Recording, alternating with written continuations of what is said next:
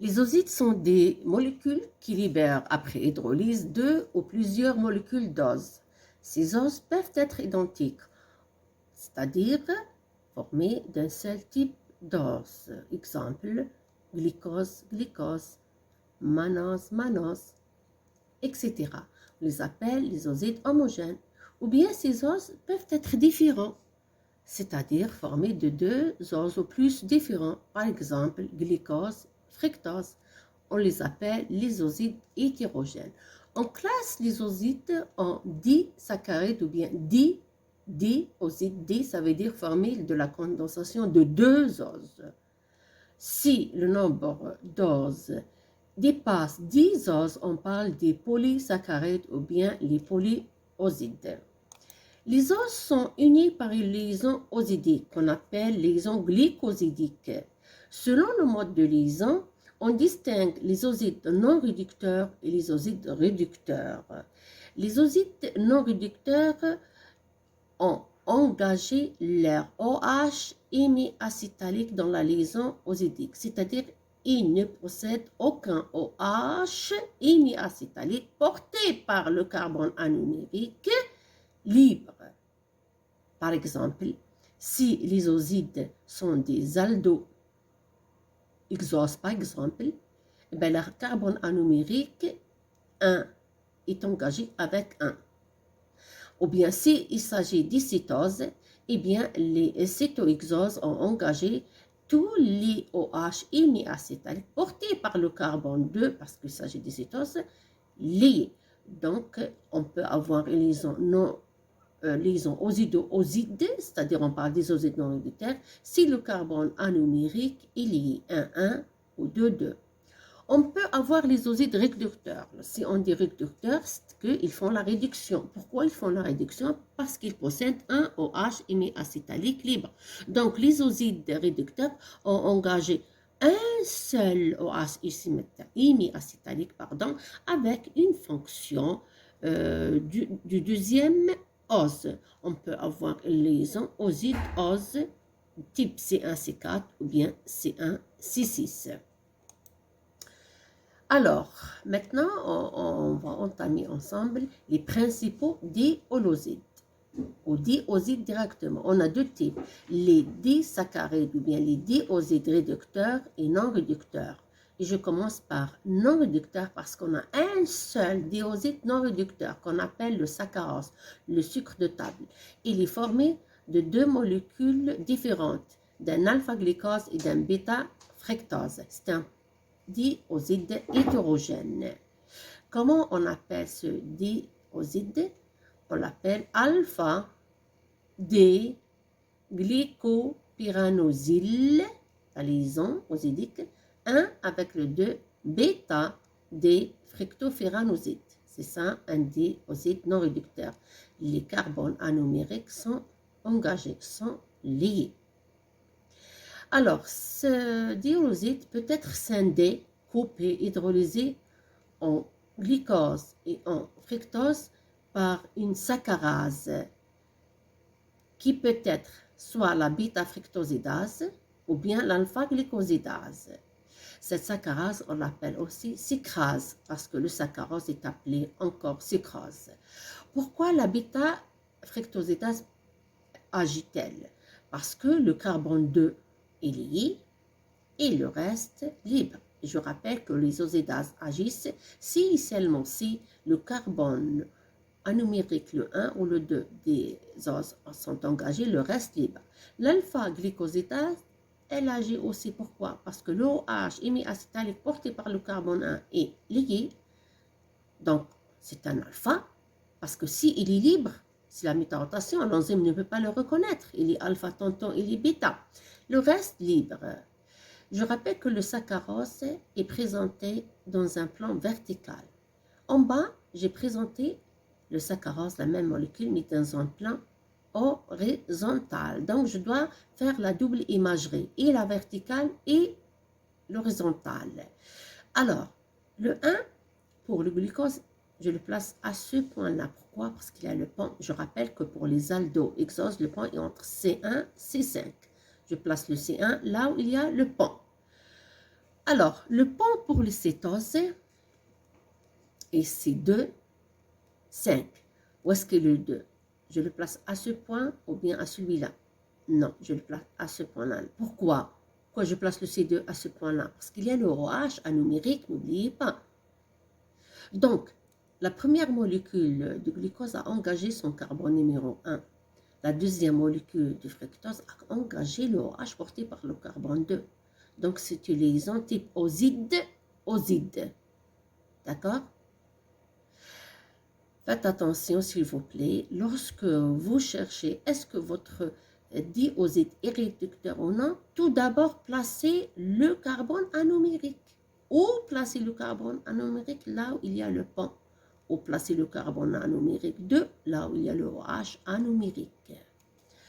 Alors, je rappelle que la saccharase est une enzyme qui coupe le saccharose en une molécule de fructose et de glucose. Je rappelle, s'il vous plaît, que la nomenclature des osides se fait de droite à gauche et de haut en bas. C'est-à-dire, si j'arrive à ce point-là, eh ben, j'appelle cette molécule alpha-D-glycopyranoside. Je commence de haut, hein, 1,2 bêta-D fructopyranoside. Ou bien de gauche à droite.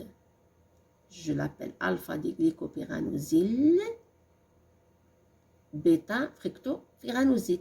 Pourquoi là, j'ai pas cité 1,2? Pourquoi? Parce que si le dioside est non réducteur, qu'est-ce que je dois comprendre? Que les carbones anomériques sont engagés. C'est-à-dire pour le glucose, il a engagé son carbone numéro 1 et le fructose a engagé son carbone 2. Donc faites attention. Si la liaison est du type oside, je peux ne pas écrire les carbones engagés. Donc faites attention. Si on vous donne un exercice dans lequel on cite cette nomenclature, c'est-à-dire alpha-D-glycopyranosile, bêta-D-fructopyranoside, l'étudiant ne doit pas dire qu'on a oublié. Non, on n'a pas oublié, on a le droit. Mais je vous conseille d'écrire tout, c'est-à-dire lorsqu'on vous demande la nomenclature officielle, il faut écrire la numérée, la série, l'ose, le cycle, la liaison et les carbones engagés.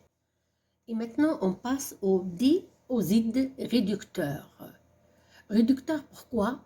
Parce qu'ils font la réduction. Pourquoi ils font la réduction? Parce qu'il y a au moins un OH porté par le carbone anomérique libre. Si on parle des aldoses, regardez ce carbone 1, il porte le OH libre. C'est pour cela qu'on dit c'est un disaccharide réducteur. Les disaccharides réducteurs, si vous avez remarqué, c'est avec S, donc il y a plusieurs diosides réducteurs. On commence par le maltose, formé de 2 glucoses, donc c'est un dioside homogène. La nomenclature officielle implique que l'étudiant doit citer la numérée, la série, l'ose, le cycle, la liaison et les carbones engagés. Alors, je commence. Donc, le maltose, c'est un alpha D glycopyranosile 1 avec le 4D glycopyranose. Regardez là, je n'ai pas cité la numérée. Je n'ai pas oublié. Hein. Lorsque l'OH numérique est libre, il fait la métarotation. Il peut monter comme il peut descendre. Il peut être alpha, il peut être bêta. Donc, je peux ne pas citer la numérée si le dioside est réducteur, c'est-à-dire si la liaison est oxydose. Alors, je rappelle que ce pont, c'est le pont oxydique. Il est à l'intérieur de la molécule d'ose, alors que le pont oxydique, il est entre deux oses ou plus. Alors, regardez la deuxième molécule de maltose qui est présentée en dessous. Alors là, j'ai cité la nomenclature de cette structure est alpha-D-glycopyranoside. Je rappelle aux étudiants que vous pouvez utiliser ZIL ou ZIDO, c'est kiff kiff, vous êtes libre. 1 avec le 4, c'est ça la liaison oxydique alpha. Alpha, pourquoi là j'ai cité alpha? Parce que la structure présente votre OH numérique alpha. Je dois citer alpha, alpha-D-glycopyranose. En conclusion, faites attention à la structure présentée. Si elle précise la numérée, vous précisez la numérée. Si elle ne précise pas la numérée, vous avez le droit de ne pas préciser. Quels sont les autres disaccharides réducteurs? Je commence par l'isomaltose, formé de 2 glucoses. Donc, c'est un dioside homogène. L'isomaltose, c'est l'alpha des glycopyranosyl, osido 1,6 alpha des glycopyranos. L'isomaltose est hydrolysée par une isomaltase qui est une alpha-glycosidase. Pourquoi? Parce qu'il y a un glycose dont le H hémiacétalique est engagé sous forme alpha et le reste est libre. Je passe maintenant à un oside qui existe dans le lait, qu'on appelle le sucre de lait. C'est le lactose, formé de 2 molécules différentes, le bêta-galactose et l'alpha-glycose. Donc, c'est un dioside hétérogène. Le lactose, c'est un bêta des galactopyranosido-osyl, vous êtes libre, 1, 4, diglycopyranos. Faites attention, je n'ai pas précisé dans la nomenclature l'anomérée parce que la structure n'a pas précisé l'anomérée. H,OH veut dire que ce OH hémiacétalique porté par le 1 est libre, il peut faire des rotations, il peut monter, il peut être donc bêta, il peut descendre et il peut être alpha. C'est ça la métarotation. Donc, je rappelle que lorsqu'on parle des disaccharides réducteurs, directement vous dites il y a la métarotation parce que la liaison est type oside-ose. Il y a un OH hémiacétalique libre, donc il fait des rotations. Alors, je rappelle que les osidases déterminent la nature de l'os et l'anomérée. Ça veut dire quoi? Supposons qu'on fait l'étude d'un oside et on vous dit que la bêta-galactosidase et sa réaction est positive. Quelle est votre conclusion? Vous dites, puisque la bêta-galactosidase est la AG, donc il y a un bêta-galactose. Donc, on a déterminé l'os, la nature.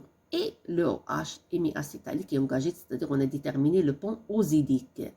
Et on a placé cette molécule à l'extrémité. Pourquoi? Pour que tous les OH, le reste des OH soient libres et seulement le OH hémiacétique soit lié. Je passe au dernier dioside qu'on appelle célubiose. Le célubiose est formé de 2 glucoses, donc c'est un dioside homogène.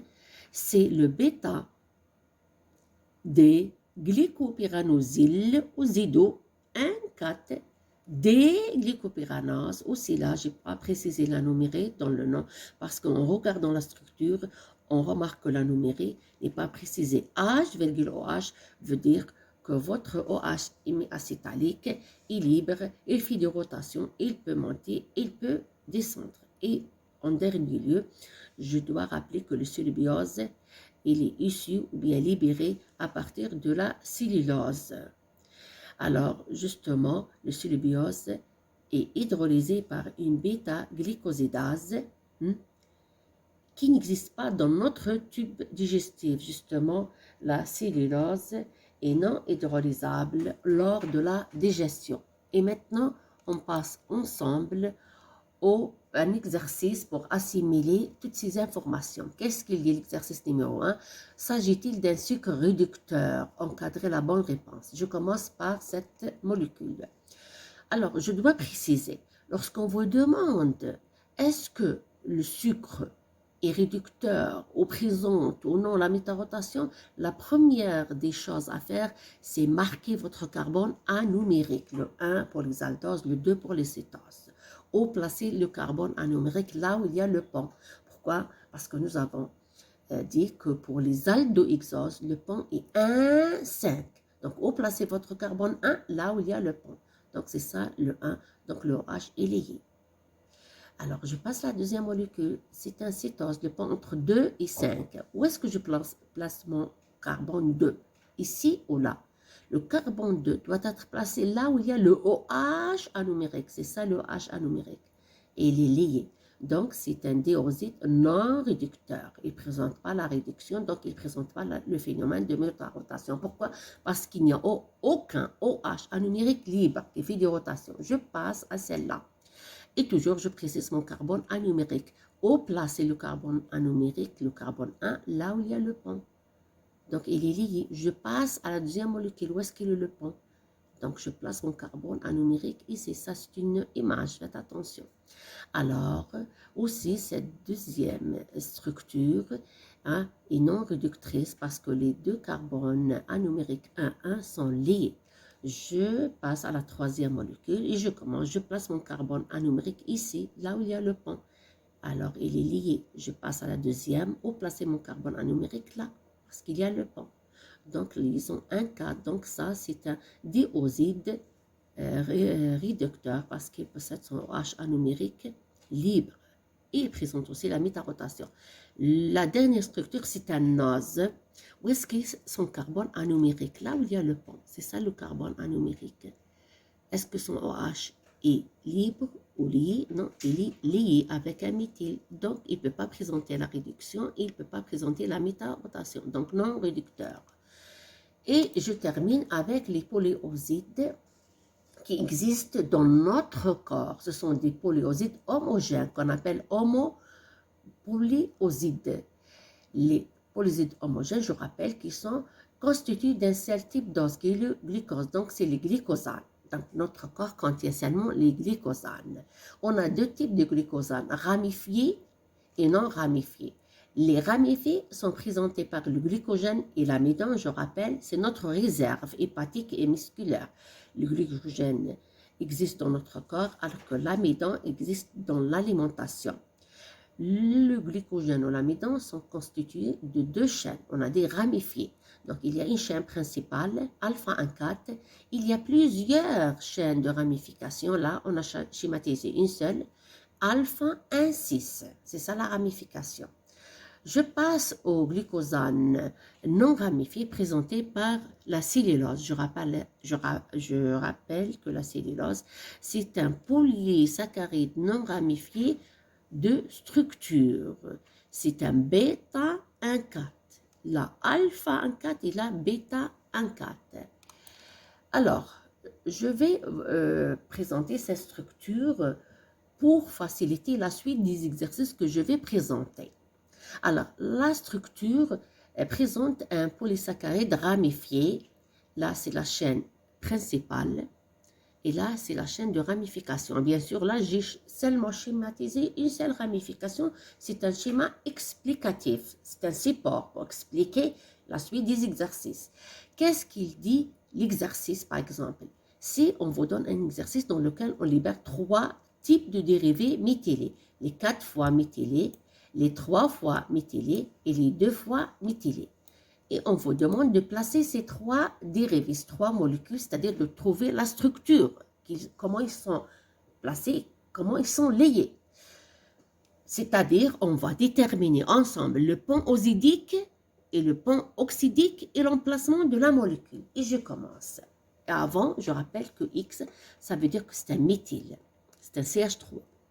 Je commence par la première molécule, c'est-à-dire ce glucose initial. Il est 4 fois méthylé. C'est une molécule tétraméthylée. D'après le schéma, on placer la molécule 4 fois méthylée à l'extrémité non réductrice. Regardez, le 1 est lié, non réductrice.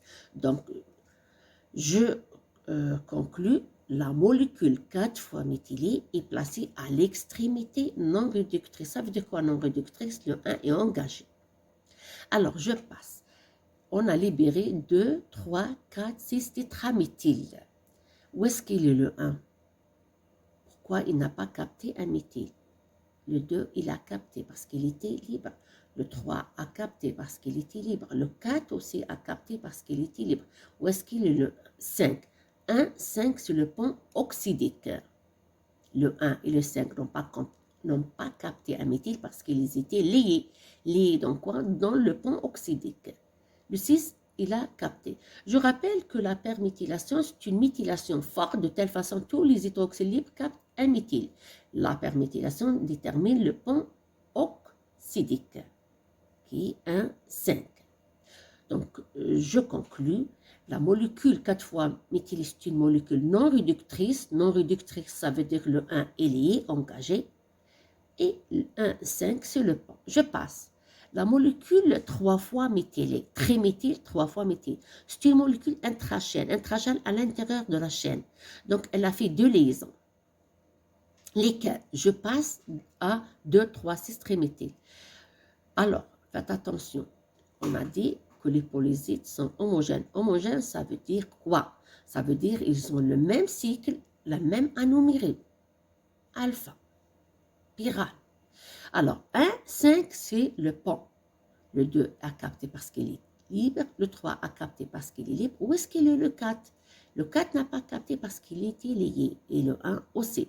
Donc, on va dire que la molécule intrachaîne engage 2 carbones. Lesquels, à partir de cette molécule méthylée, eh bien, c'est le 1 et le 4. Et je termine par la molécule 2 fois méthylée.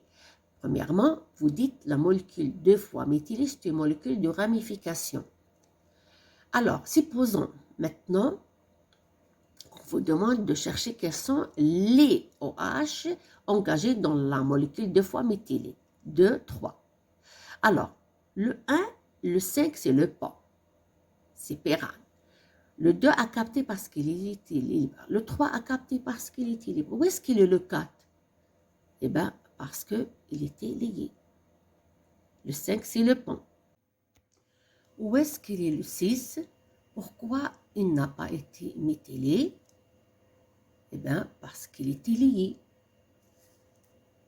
Donc, la molécule 2 fois méthylée, diméthyle, est une molécule de ramification, c'est une molécule de branchement qu'on appelle molécule interchaîne, qui a engagé 3 OH, lesquels à partir de cette molécule, alors le 1, le 4 et le 6. Donc en conclusion, la molécule 4 fois méthylée, c'est une molécule qui a engagé un seul OH. C'est une molécule à l'extrémité non réductrice. Elle a engagé l'OH porté par le carbone anumérique. C'est une molécule qui doit être placée à une extrémité non réductrice. La molécule 3 fois méthylée, c'est une molécule intrachaîne, entre 2 chaînes. Alors cette molécule, elle a engagé 2 OH. D'après 2, 3, 6, elle a engagé le 1 et le 4. Et la molécule 2 fois méthylée, c'est une molécule de ramification qui a engagé 3 OH. D'après ce dérivé 2,3-diméthyle, elle a engagé le 1, le 4, le 6. Pourquoi? Parce qu'ils n'ont pas été méthylés. Pourquoi? Parce qu'ils étaient liés. Supposons maintenant qu'on vous propose un exercice dans lequel on vous dit l'hydrolyse acide après méthylation d'un polysaccharide a libéré seulement les 4 fois méthylés et les 3 fois méthylés. Quelle est votre conclusion? Ma conclusion, c'est un polysaccharide non ramifié parce qu'il n'a pas libéré les molécules 2 fois méthylées. Est-ce que c'est clair?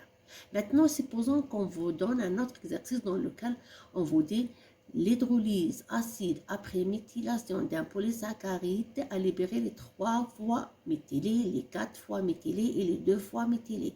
Et bien vous dites c'est un polysaccharide ramifié parce qu'il a libéré les molécules 2 fois méthylées.